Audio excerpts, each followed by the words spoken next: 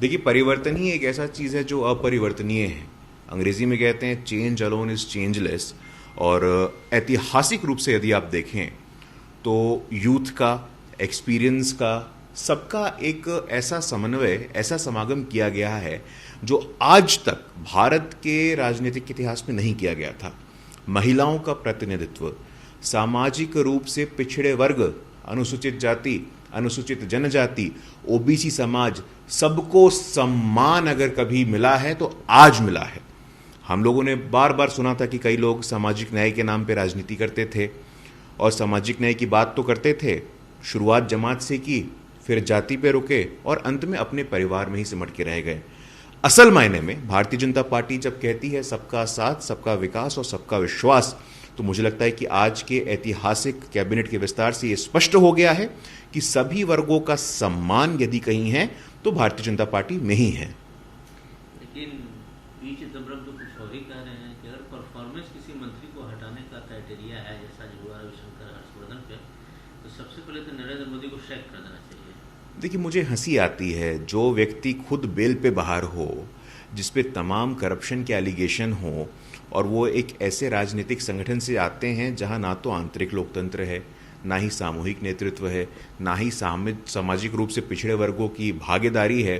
तो मुझे लगता है कि दिक्कत ये है कि ये लोग sense of entitlement, sense of arrogance, ये इनका जो अहंकार है, जो इनका घमंड है, तो इस बात को ये लोग पचा नहीं पा रहे हैं कि देश का आम व्यक्ति, देश का आम नागरिक, क्या महिला, क्या उत्तर पूर्व के लोग, क्या सामाजिक रूप से पिछड़े वर्ग के लोग, सबको सरकार में, शासन और प्रशासन में सम्मान और भागीदारी करने का अवसर प्राप्त हो रहा है। ममता बनर्जी ये कहती है कि जिस तरह से तेल के दाम बढ़ रहे हैं, नरेंद्र मोदी को वैक्सीन की बात और पेट्रोल की बात करनी चाहिए, मन की बात छोड़ के। मुझे लगता है कि ममता दीदी को अपने प्रदेश में जिस प्रकार असंवैधानिक काम लगातार वो कर रही हैं, और हम सब ने देखा था, पूरे देश ने देखा था, पूरे पश्चिम बंगाल की जनता ने देखा था कि खेला होबे के नाम पे जो तांडव मचाया गया था पश्चिम बंगाल की सड़कों पे, महिलाओं के साथ उत्पीड़न, दलित समाज के साथ उत्पीड़न, एक ऐसा हिंसा का माहौल, हिंसा का वातावरण बनाया गया था।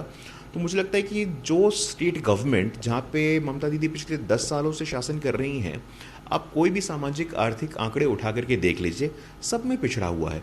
तो मुझे लगता है कि दूसरों को नसीहत देने के बजाय यदि ममता दीदी थोड़ा आत्ममंथन करें अपने संगठन में और पश्चिम बंगाल पे फोकस करें तो ज़्यादा बेहतर रहेगा। कोर्ट ने 5 लाख फाइन भी किया है उनको इस मामले में, जिन्होंने बोला था मुझे रियायत दी जाए। तो स्वाभाविक है, देखिए, कोर्ट हो, चुनाव आयोग हो, सेंट्रल एजेंसीज हों, ये सब संविधान के द्वारा मैंडेटेड इंस्टीट्यूशंस हैं, संवैधानिक संस्थान हैं। और सबसे बड़ा दुर्भाग्य, सबसे बड़ी विडंबना ये होती है कि जो संविधान की अवमानना करते हैं वो संविधान बचाओ का नारा देते हैं। तो मुझे लगता है कि कोर्ट की बात को स्वीकार करना चाहिए और कोर्ट का सम्मान करना चाहिए। पेट्रोल के दुर्घटना में और दिल्ली में तो 100 पार हो गया है, क्या लगता है आम आदमी पर बोझ पड़ रहा है? नहीं, देखिए, प्रधानमंत्री जी के संज्ञान में है और हम सब एक ऐसे अप्रत्याशित संकट से गुजरे हैं जो कि 100 वर्षों में एक बार आता है। और पेट्रोल का जो विषय है, इस पे बहुत ज़्यादा भ्रम फैलाया जा रहा है विपक्षी पार्टियों के द्वारा। मैं बताना चाहता हूँ आपको, पेट्रोल का जो रेट होता है उसमें केंद्रीय कर होते हैं, प्रदेश का कर होता है, डीलर का कमीशन होता है और पेट्रोल का बेस प्राइस होता है। इन 4 चीज़ों के आधार पे जो कंज्यूमर प्राइस रहता है पेट्रोल का, ये तय होता है।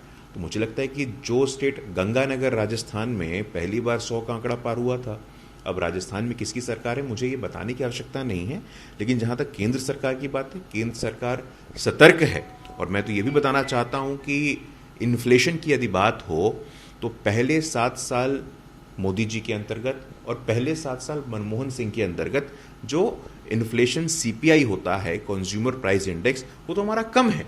तो मुझे नहीं लगता है कि वो चाहे बेसिक चीज़ें हों या पेट्रोल हो, उसमें इन्फ्लेशन में हमारा रिकॉर्ड अच्छा है और आने वाले दिनों में इस समस्या का निपटारा किया जाएगा। फॉर्मर लॉ मिनिस्टर सीवी समुगम ने कहा है कि एआईडीएम के चुनाव हारी तमिलनाडु में, उसका मुख्य कारण था उनका बीजेपी के साथ अलायंस होना। देखिए, मुझे लगता है कि एआईएडीएमके हो, डीएमके हो, अब तमिलनाडु के चुनाव के नतीजे आ चुके हैं और हर पार्टी के पास स्वतंत्रता होती है, वो जिस भी पार्टी के साथ गठबंधन करना चाहे।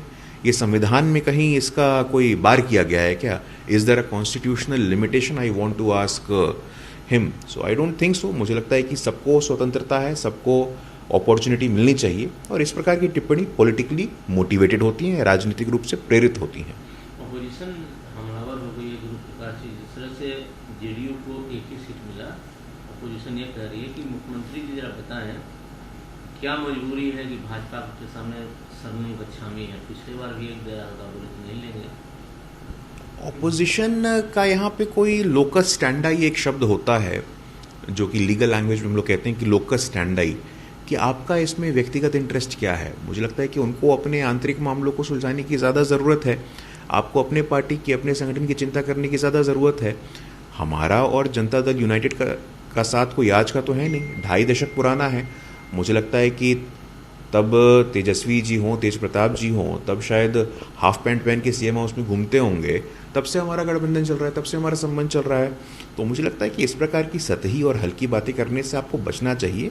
और इस बार भी हम लोगों ने जो बात किया था, समान 17 सीटों पर हम लोगों ने पार्लियामेंट्री चुनाव लड़ा था, और विधानसभा चुनाव के बाद भी आप देखें तो जनता दल यूनाइटेड को भले ही कम सीटें आई हों, लेकिन जन जन की पुकार, आत्मनिर्भर बिहार, इस नारे से हम लोग चुनाव में गए थे। नीतीश कुमार जी के चेहरे पे, नीतीश कुमार जी के नेतृत्व में गए थे, और उनको बिहार की जनता ने सहर्ष मुख्यमंत्री के रूप में स्वीकारा है। तो मुझे लगता है कि ऑपोजिशन को बिहार में बोलने के लिए अब कोई लोकस स्टैंडर्ड और नैतिक आधार नहीं है।